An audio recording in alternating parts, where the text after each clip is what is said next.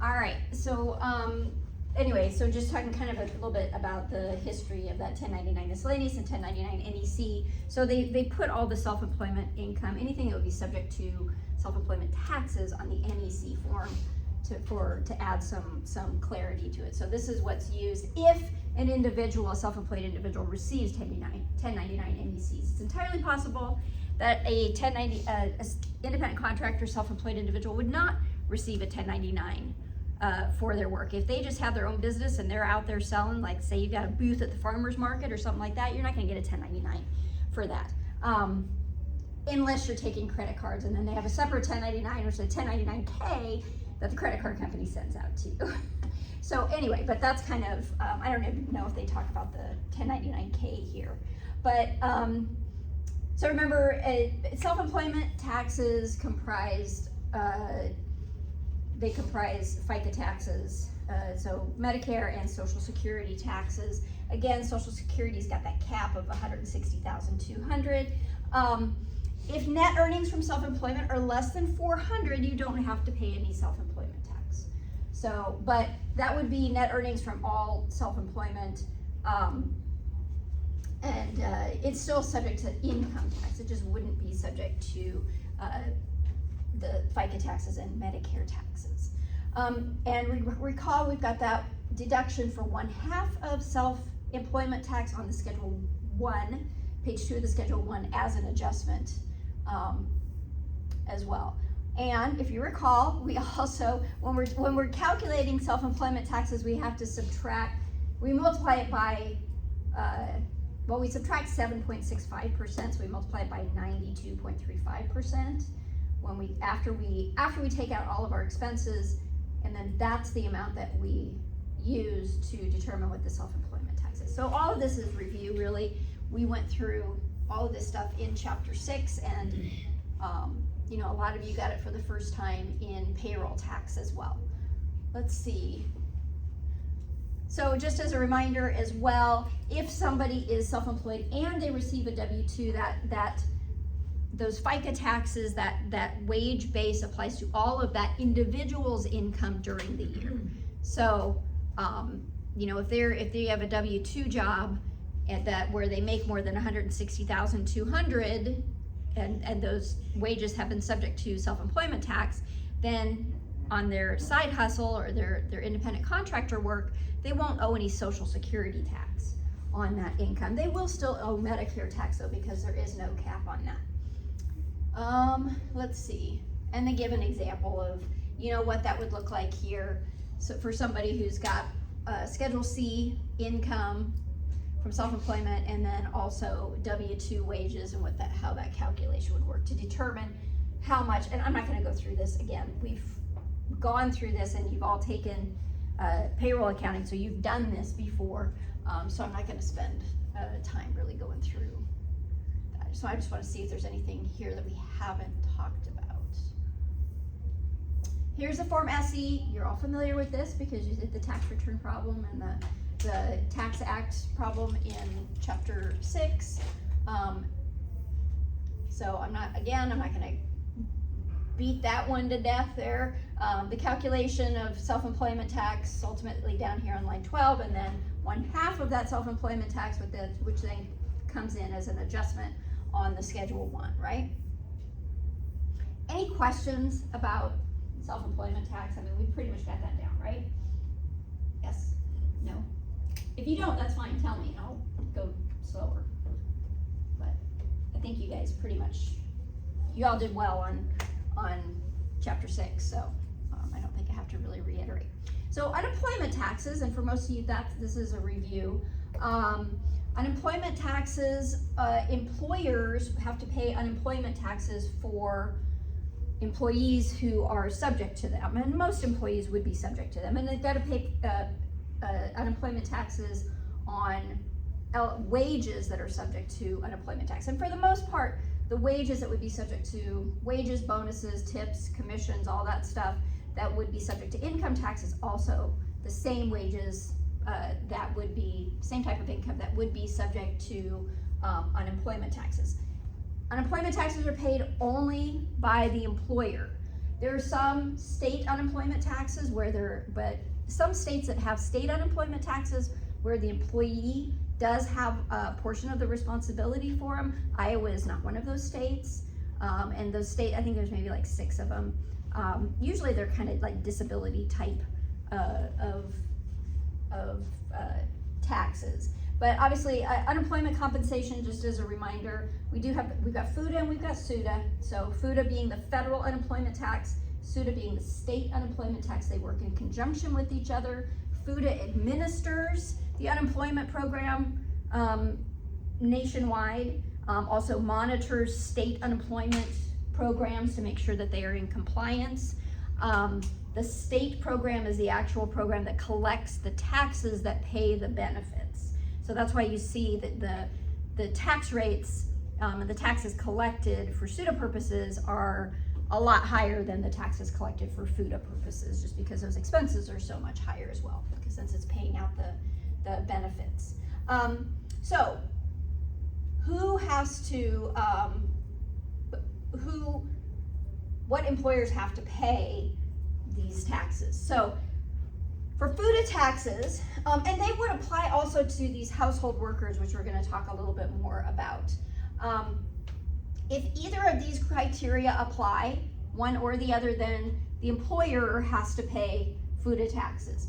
If they paid wages of $1,500 or more in any calendar quarter of the current or preceding calendar year. So that would be $1,500 if you hired somebody, you had an employee, even if it was just for the month of July, but you paid $1,500, more than $1,500 of wages during that time, then you would have to pay FUTA taxes on that employee, even though it was such a small amount of money. Or if you had one or more employees for at least some part of a day in any 20 or more different weeks. Now they say 2022, 2023, obviously now we're in 2024, so this is for every year. So last year, if you had one or more employees, any part of the day, even if it's for an hour, in any 20 weeks, and they don't have to be consecutive weeks. So you had one employee for 2 weeks in January, and then in February, again, 2 weeks, one employee. So if you had somebody for 2 weeks in each of the months, that'd be 24 weeks, right? Then you would have to pay. Or if you had the same applied in this year, so last year or this year, then you would be subject to FUTA taxes. The tax rate is 6%, but if you recall, there's a credit against that 6% that applies to most employers. Of wages up to $7,000. So just like that Social Security wage base, FUTA has a wage base as well. It's much lower, obviously, but it's only the first $7,000.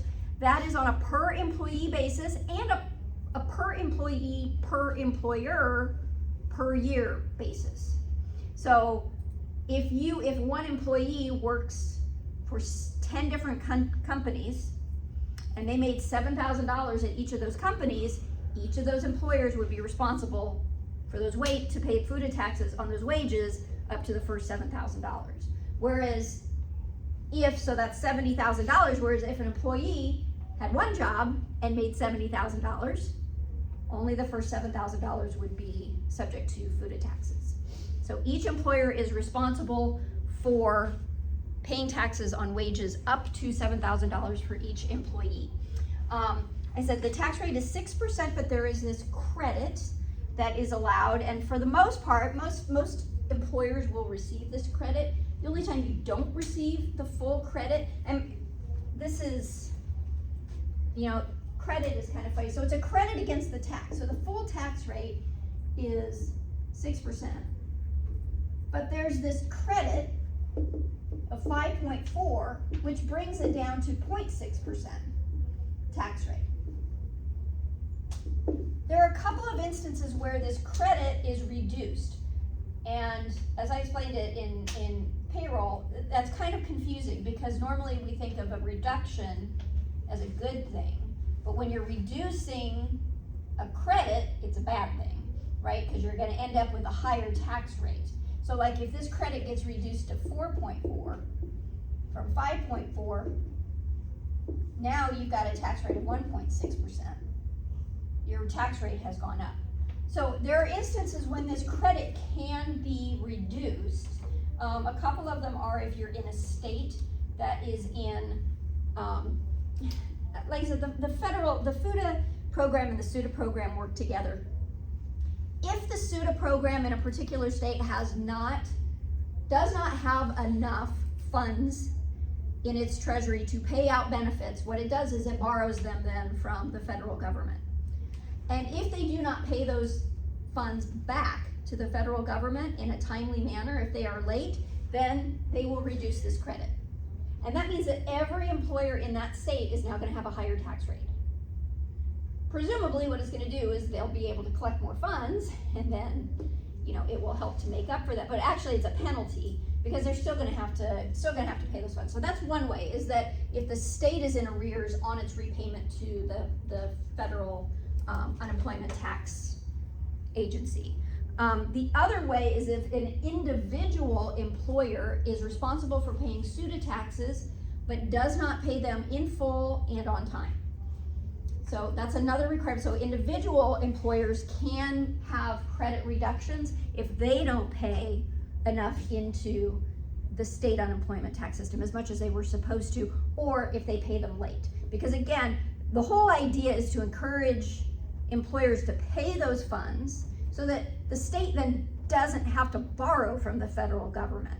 So there's a penalty on the individual employer level for bad behavior, not paying those amounts on time, and then there's also a penalty, there could also be a penalty on a statewide level if the state is in arrears for paying those. So even though the full tax rate is 6%, most employers pay a 0.6% tax rate on the first $7,000. So the most that if the employer is able to take the full credit, the most they're going to pay for each individual employee per year is $42. Because 7,000, here's our base, 7,000 times 0.6%, and that's when you're multiplying it out as 0.006, using 2 zeros, is $42.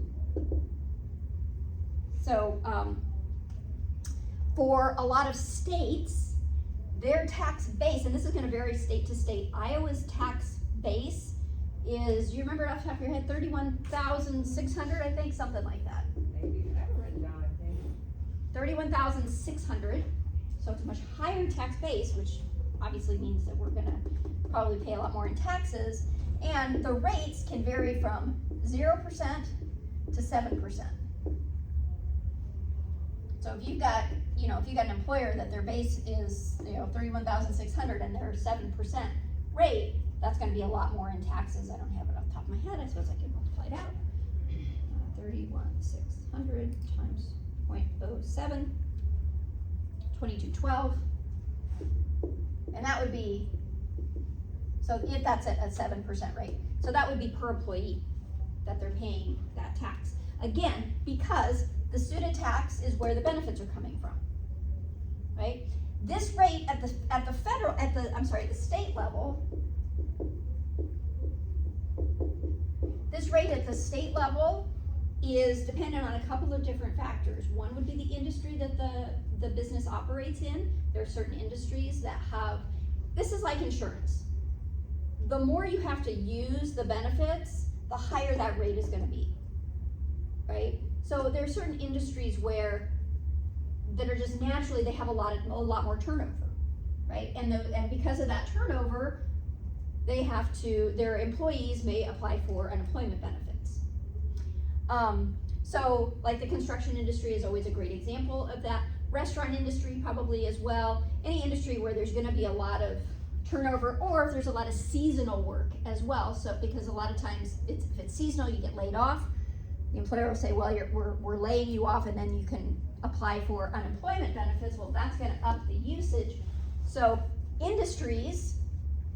certain industries, it's based on what the environment that they're working in, but then also individual employers will have an experience rating as well, based on how many benefits have been paid out over time.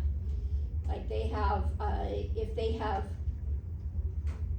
if employees that they have terminated have drawn more benefits than the contributions that the employer has made, then their rate is gonna go up, right? Because they're gonna have to contribute more. I explained it in the class. If you've ever been on budget billing, like for electric, gas, that sort of thing, they look at your past usage and they give you a amount that you're gonna pay, a flat amount that you're gonna pay every month for the next 12 months.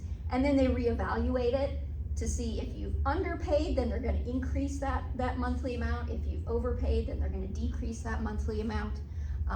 So it's sort of like that.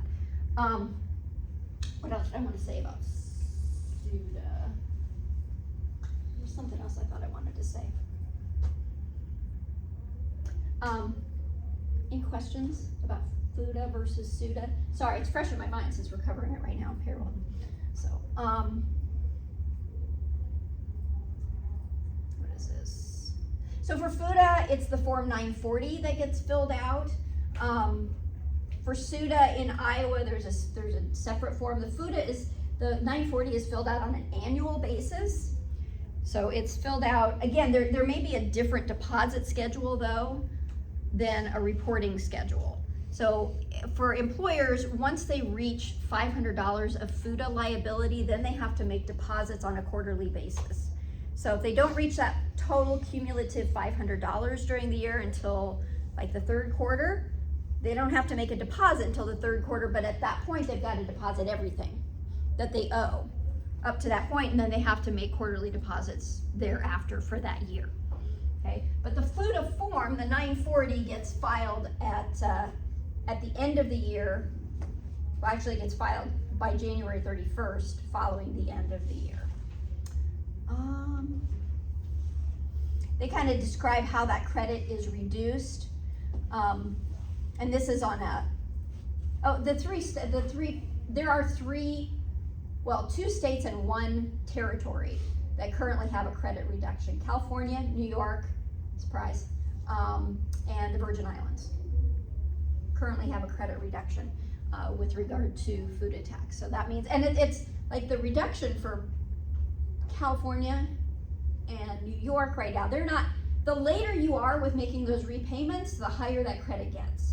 Right now, California and New York, they actually, last I knew when I taught this class last fall, there weren't any credit reduction states. Now there are a couple of credit reduction states, and those are the two. The credit is limited to 10% of the deposit that would have been allowed as a credit, so their credit reduction isn't too much. But the Virgin Islands, their credit reduction is like 3.6% right now. So they're paying a lot higher rates on that. So this is kind of an example. Well, this is just an example of the FUTA tax. I don't know if they have an example of the credit reduction. Yeah, here we go. So Everhart Company had state wages of $100,000 subject to SUTA, but did not make timely deposits for SUTA. Therefore, the credit for FUTA is limited to 90% of $5,400. So the full credit would be $5,400 on. So what you do is you multiply out this.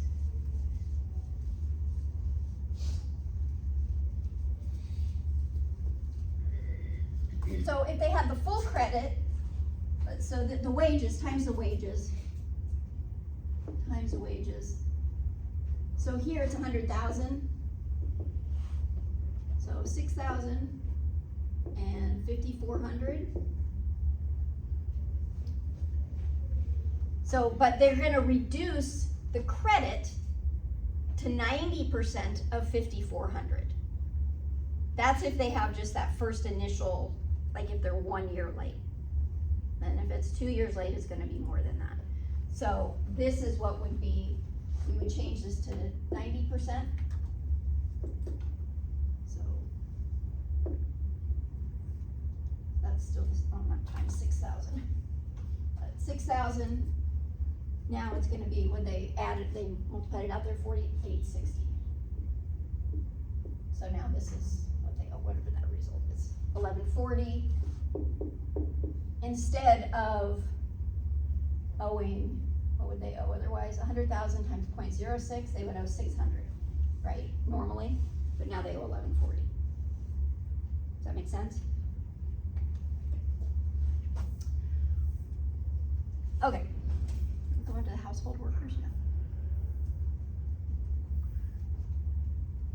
So, people who employ household workers, so again, these are like the nannies, the housekeepers, could be caregivers as well, like if you have somebody coming in and you hire them, not that you're not contracting with a company that has them as employees, you're just hiring an individual to come in and help take care of your, you know, your spouse, or your parents, your grandparents. They are subject to FUTA tax. The employers are subject to FUTA tax on their wages if they pay cash wages of $1,000 or more in any calendar quarter of this year or last year. So $1,000 or more in any calendar quarter. So if you only employed them for the first quarter, but if you paid them $1,000, you're going to have to pay FUTA tax on that as an employer. They also have to pay FUTA tax for farm workers if wages of $20,000 or more were paid during a calendar quarter in, so if paid to all farm workers during any calendar quarter during the first year or the last year, or I'm sorry, last year or this year, and then they've got this other requirement again of the 10 or more farm workers during at least some part of the day in any 20 or more different weeks. So if either of those are the case. These are a little bit, well, the farm workers, I think they fill out the 940, I think. I'm not anywhere near an expert on farm accounting.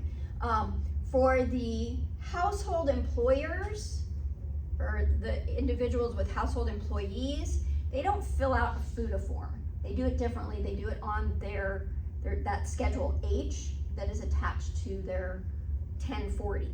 So these rules here don't really apply to household workers. They've got their own rules for those deposits. But for everybody else, it's deposited on a quarterly basis if it exceeds $500. If cumulatively for the year it doesn't exceed $500, then you can pay it at the end of the year with that Form 940. And I already talked about this, I guess. Okay, so that's the FUTA taxes, and then we'll talk about household employees. Any questions about that? No?